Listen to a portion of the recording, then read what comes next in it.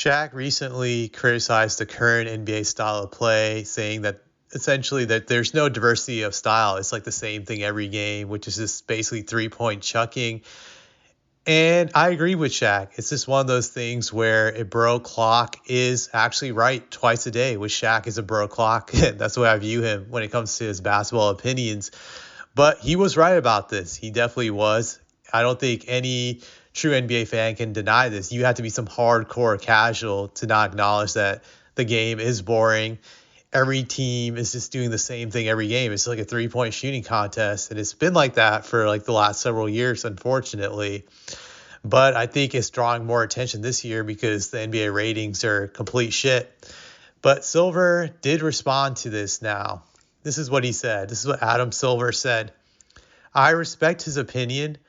I think that we play, well, I'm going to say this again. I respect his opinion. I think that we pay a lot of attention to what we see in our game. Sometimes there's more appreciation for a 12-foot jump shot than a 30-foot jump shot. When Shaq played, it was the exact opposite with critics complaining. There's not enough variation in your game. It's all about dunking.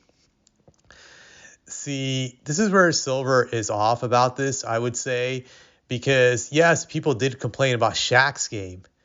Yes, everyone hated Shaq's game that was against Shaq back then. I can say as a Spurs fan that Shaq's game was controversial with him committing offensive fouls a lot, not being called for it and getting away with it. And basically Shaq did have only 3 moves, which was the up and under move. He would dunk on you. There was the jump hook move where he would just throw the elbow in your face, smash it, and not get called for it and hit that move. And then there was his black tornado move. So those are really his 3 moves he would rely on heavily. So yeah, he's right. There wasn't really much diversification in Shaq's game, but he changed the subject. Notice how he moved the goalpost and made it about Shaq and not the actual style of play in the NBA. So I think he's off about this. And I'm trying to see if he said anything else. Yes, he said, here's another thing he said, which I want to just bring up. Today, people say it's all about these highly skilled shooters. We moved the 3-point line before back a little to make 3-point shooting more difficult. We could do that again. I'm not saying that's on the table. This is a good opportunity this season. We are about to enter into 3 11-year television deals to step back and study the game a bit. Our game has never been more popular. See, this is kind of like a answer where he's kind of like playing both sides. There's some shades of gray in this. When he said that they're gonna look into this, what they could possibly do to slightly change the game, that lets me know that he knows that there's something that's wrong going out there, but he doesn't want to admit it. And then he comes back with saying that the game has never been more popular. That depends. I would say NBA players may be more popular around the world today, possibly, maybe on social media. That's how they're measuring their popularity now. But how many views the NBA gets on YouTube and all these other social media platforms, that may be the case, but we don't really know if it's more popular than it was 30 years ago because they didn't have those social media devices. But what we do know factually is the ratings are garbage. They're at an all-time low, and they're not good. So I think that should be still a measure of the popularity of the game today's ratings, and they're not winning that right now. I think Silver does not want to acknowledge that there is a problem with the ratings, because I think Silver is very stubborn. I think this is really about his legacy. He wants to have some legacy to differentiate himself from David Stern. He wants to be known for something. And I think Silver has attached his legacy to the style of play of the current NBA, where it's now just 3-point chucking. But in his eyes, he sees that he's changed the game for the better offensively, that he's made it into a more free-flowing, fun type of game. That's what he believes. I don't see it as being fun when I watch. I view it as boring, just the same thing every night. But I think that's a huge reason why Silver is very stubborn in changing the way the NBA is. He should bring back hand checking. I'm very big on that. We need to see defenses get better to combat his 3-point shooting. Sure, could some guys still be great 3-point shooters with hand checking? Yes, but I think it would cut back on this ridiculous 3-point shooting contest, because when you're getting hand checked, it's hard to get your shot off. So you have to be more selective on the shots you take, and it makes the 3-point shot a little bit harder, because you can't just hit shots easily on someone's face when they're hand checking you. Sure, guys could still get open, but you just need to bring that back. But he won't do that because he's obsessed with building up certain players. I think Silver believes in marketing small perimeter players because they look more relatable to the regular person. For example, Stephen Curry on TV, you would think this guy's like 5'8", 5'9", but in real life, he's a very tall person. He's like 6'3", but if you're marketing, you're trying to sell him to people as a small guy, and most people are small, so you can sell with the marketing bullshit.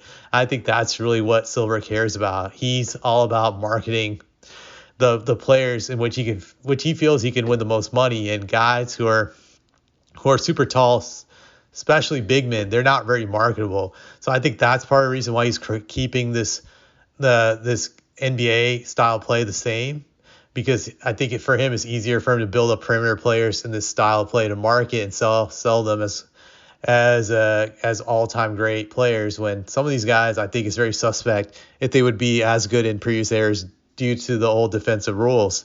But I think that plays a huge role. But it comes down to just his legacy and not wanting to admit that he's wrong and wanting to be different than David Stern. I think that's the biggest reason why he's going to keep it like this.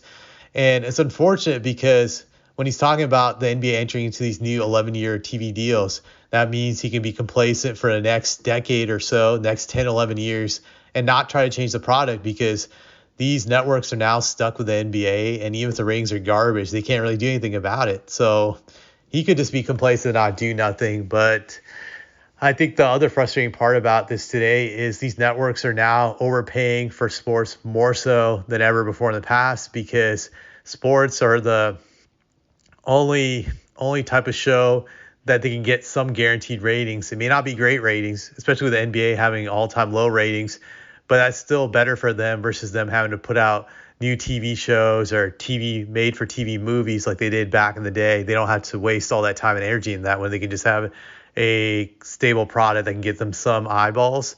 So I think that's also unfortunate, because the NBA will always have people overbidding for it, even if it's a crappy product, simply because of the guaranteed sports revenue money it can generate. And that's another reason I think the true basketball fans suffer, because they can't get the product that they want to see. It's more so the product Silver wants to see. That to me really sucks, and it also allows Silver to be complacent again. So I think that's another terrible thing about this. And I do think the product is getting worse. Like, for example, I'm a hardcore Spurs fan. I've been a Spurs fan for like 30 years now, going back to the David Robinson, Sean Elliott era. And tonight the Spurs are playing the Lakers, but there's also this fight with Mike Tyson and Jake Paul. And now I'm like conflicted. Which one should I watch, since both of them are pretty much going to come on at the same time? Granted, I can watch the Tyson fight later because it's on Netflix. I'm sure Netflix will save it and I can rewatch it whenever I want to watch it. But at the same time, the game with the Spurs Lakers might not be as entertaining as this fight, essentially, because you just, the way the style is played, it's a bunch of 3-point chucking. So, if Victor's not hitting his 3-point shots, then he's going to have a bad game. I've watched enough of Victor to see this, that if his 3-point shooting's not falling, he tends to have a shitty game, and it's pretty much not really worth watching. So we don't know if Victor's going to play well. But it's now I have to enter that conflict of thought, which product should I watch? Whereas 20 years ago, Spurs versus Lakers on a Friday night, this would be a marquee matchup. Tim Duncan, Manu Ginobili, Tony Parker, Shaq, Kobe Bryant, that's must-see TV. That's an awesome product. That's a rivalry. That'll be an intense game. Both teams want to make a statement. Both teams are competing for the championship later on down the line towards the playoffs. That's what it used to be about. Now we just don't have that. There's 20 years ago, I'm watching that over Jake Paul versus Mike Tyson very easily. Now, 20 years later, I have to debate in my mind, which one should I see?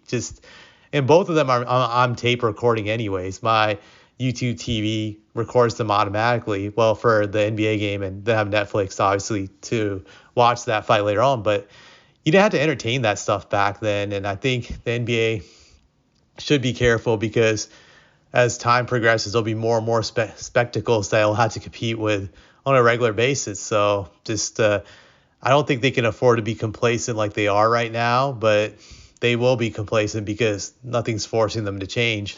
And that's just my take on this.